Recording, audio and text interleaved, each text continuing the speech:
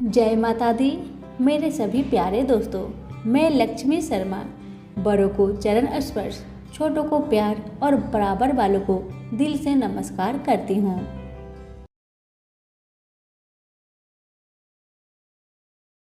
प्रेम से बोलिए गणेश भगवान की जय। आज मैं आप सभी को ढेला चौथ की कथा सुनाने जा रही हूँ। ऐसी मान्यता है कि गणेश चतुर्थी के दिन चांद के दर्शन करने से दोष होता है। जो भी उस दिन चंद्रमा के दर्शन करता है उन्हें मिथ्या कलंक का सामना करना पड़ता है। आइए सुनिए ढेला चौथ से जुड़ी कथा। एक बार गणेश जी कहीं से जा रहे थे। संयोगवश उनका पैर कीचड़ में फिसल गया। गणेश जी के इस तरह फिसलने से चंद्रमा हंस पड़े। चंद्रमा के इस व्यवहार से गणेश जी बहुत क्रोध हुए और उन्होंने चंद्रमा को श्राप दे दिया। आज के दिन तुम्हारे दर्शन से लोगों को मिथ्या कलंक लगेगा। अगर किसी ने चांद को देख लिया तो पत्थर फेंकने से दोष दूर हो जाएगा। ढेला चौथ के बारे में एक कथा प्रचलित है कि द्वारिकापुरी में एक सूर्य भक्त रहता था जिसका नाम सत्राजित था।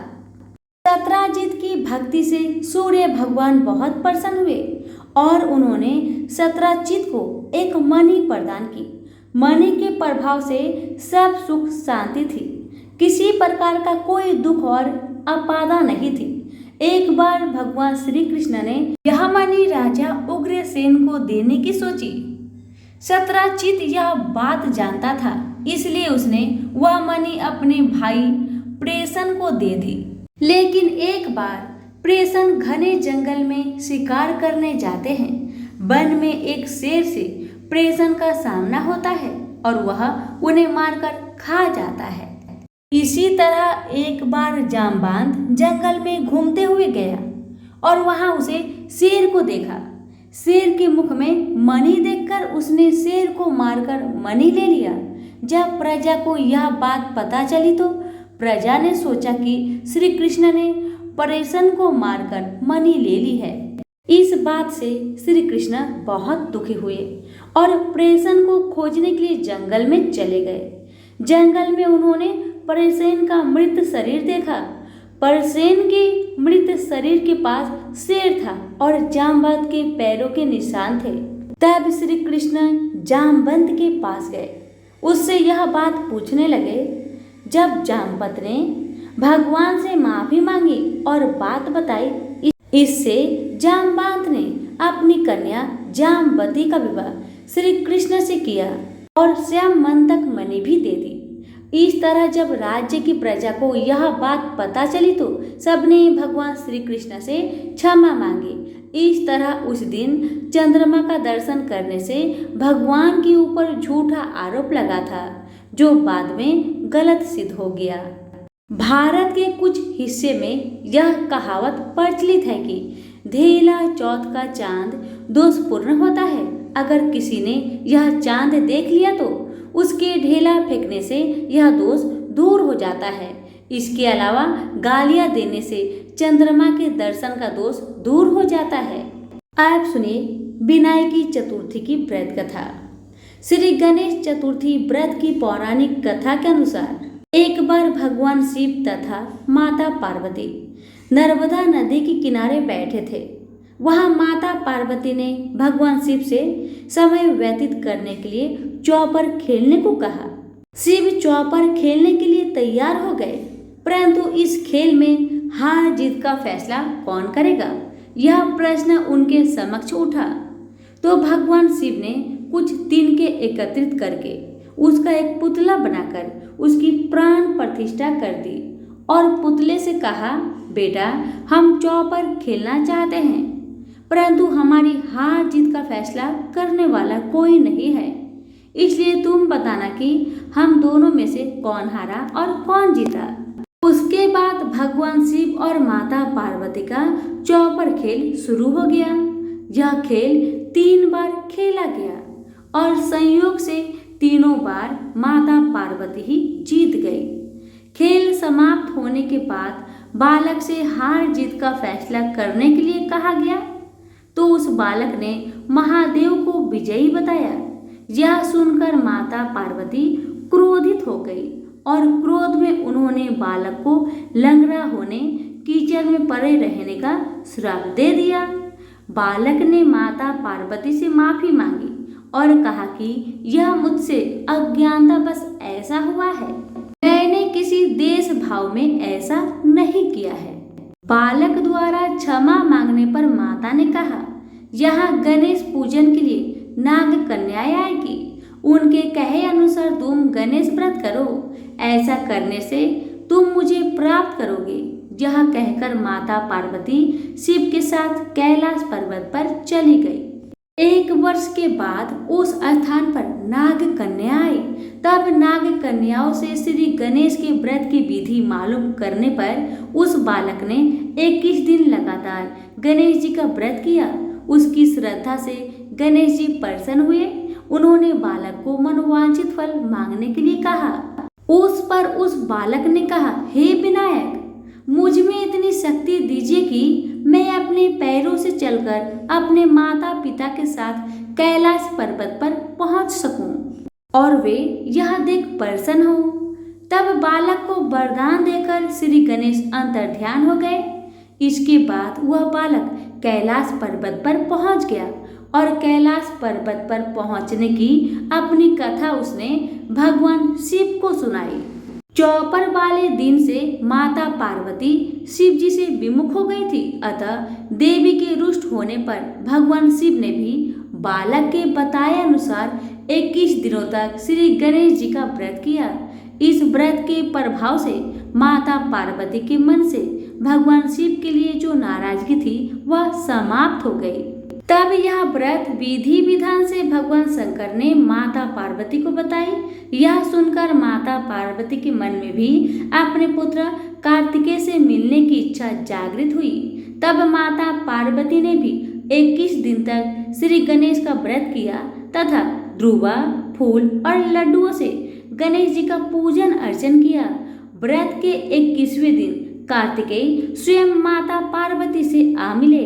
उस दिन से श्री गणेश चतुर्थी का यह व्रत समस्त मनोकामनाओं की पूर्ति करने वाला व्रत माना जाता है। इस व्रत को करने से मनुष्य के सारे कष्ट दूर होकर मनुष्य को समस्त सुख सुविधाएं प्राप्त होती है। तो प्रेम से बोलिए गौरी गणेश की जय, विनायक जी की जय। सभी व्रत और त्योहारों में विनायक जी की कहानी सुनी जाती है।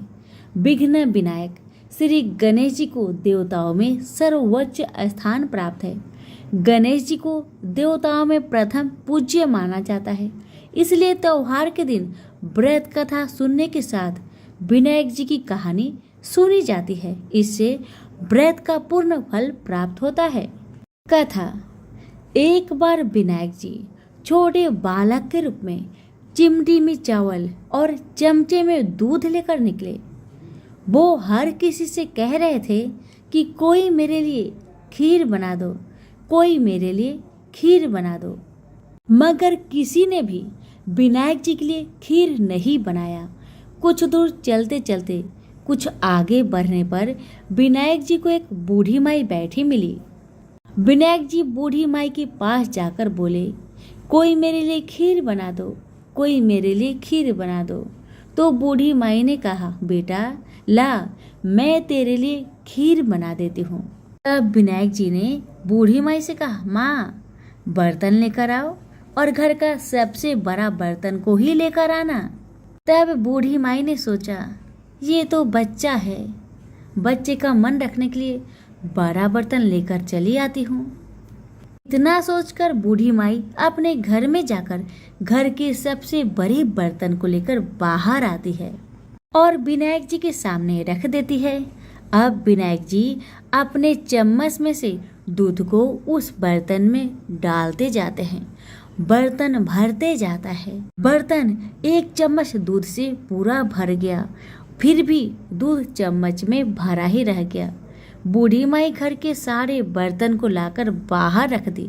सारे बर्तन दूध और चावल से भर गए। अब विनायक जी बूढ़ी माई से कहते हैं, माँ तुम खीर बनाओ, मैं नहाकर आता हूँ, फिर खीर को खा लूँगा। जब बूढ़ी माई ने बड़े प्यार से खीर को तैयार किया तो बूढ़ी माई के पोते और पोती खीर खाने के लिए रोने लगे।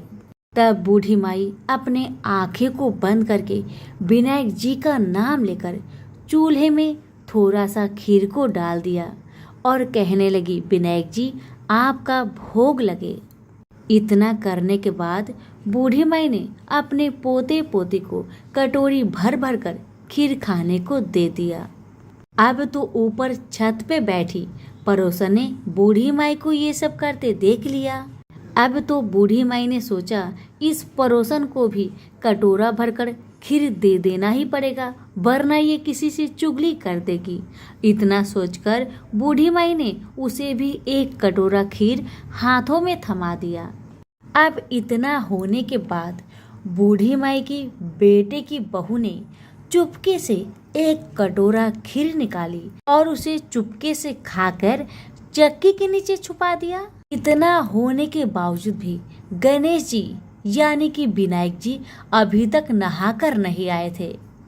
अब तो बूढ़ी माई को भी भूख लगने लगी तो वह भी एक कटोरा खीर लेकर दरवाजे के पीछे बैठकर फिर से कहने लगी, हे विनायक महाराज आपका भोग लगे। इतना कहकर हाथ जोड़कर अपना खीर को खाना शुरू कर दिया। अब इतना होने के बाद गणेश जी आ गए। तब बूढ़ी माई ने कहा, आरे गणेश, आरे मेरे विनायक, खा ले तेरा खीर, मैं तो तेरा ही इंतजार कर रही थी। तब विनायक जी ने कहा, माँ मैंने तो खीर पहले ही खा लिया है। तब बूढ़ी माई ने कहा, कब खाया बेटा तुमने खीर?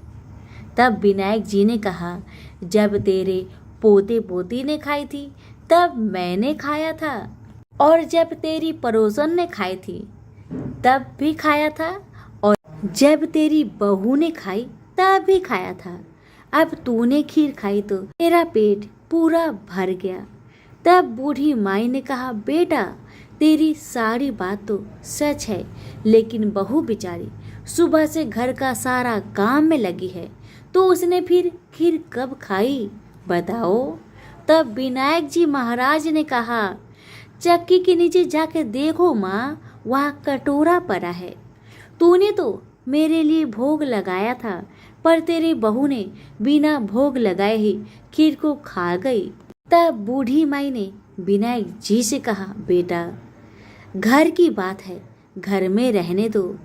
अब बताओ कि बची हुई बाकी खीर का मैं क्या करूं? तब विनायक जी ने कहा, नगरी को जिमा दो। बूढ़ी माई ने पूरी नगरी जिमा दी, फिर भी बर्तन खाली नहीं हुआ। जब राजा को यह बात पता चली तो राजा ने बुढ़िया को बुलवाया और कहा, क्या रे बुढ़िया, ऐसा बर्तन तेरे घर में कहाँ से आया? ऐसा बर्तन तो राजा के महल में होना चाहिए। बुढ़िया ने कहा, राजा जी इस बर्तन को आप ही रख लो। राजा जी ने महल में बर्तन को मंगवा लिया और बर्तन को महल में लाते ही सारे खीर कीड़े मकोड़े बिच्छू ककले बन गए और बहुत दुर्गंध आने लगी। यह देखकर राजा ने बूढ़ी माई से कहा, बुढ़िया अपने बर्तन को तुम वापस ले जाओ, मुझे नहीं चाहिए ऐसे बर्तन। बूढ़ी माई ने कहा, ठीक है महाराज, जैसा आप कहे, लेकिन ये तो बर्तन मुझे मेरे विनायक जी ने दिया है। बुढ़िया माई ने बर्तन वापस लिया। बूढ़ी माई की बर्तन वापस लेते ही फिर से वह बर्तन खीर से भर गया और सुगंधित खुशबू आने लगी। बूढ़ी माई घर आकर विनायक जी से कहने लगी, हे विनायक महाराज, बर्तन में बचे हुए खीर को मैं क्या करूं? तब विनायक जी ने कहा, बची हुई खीर को झोपड़ी के कोने में खरा खोद कर डाल दो। उसी जगह सुबह जब तुम उठकर खोदोगी तो धन के 2 चारे मिलेंगे। ऐसा कहकर विनायक महाराज अंतर ध्यान हो गए और जाने से पहले विनायक महाराज ने बूढ़ी माई की झोपड़ी में लात मारकर चले गए। वैसे ही बूढ़ी माई की झोपड़ी तो महल में बदल गया। सुबह बहू ने फावड़ा लेकर पूरे घर को खोद डाला, लेकिन कुछ मिला ही नहीं।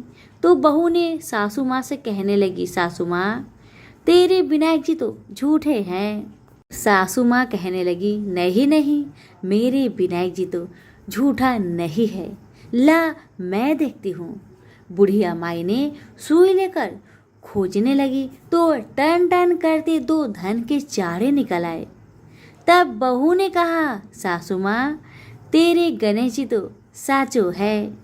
सासू माँ ने अपने बहू से कहा, विनायक जी तो भाव नाव के भूखे हैं। हे विनायक जी महाराज, हे गजानंद, हे गणेश जी महाराज, जैसे आपने बूढ़ी माई को दिया वैसे सबको देना। विनायक जी की कहानी कहने वाले, हुक्कारे भरने वाले और आसपास के सभी सुनने वाले सबको देना। तो सभी प्रेम से बोले, विनायक महाराज की जय।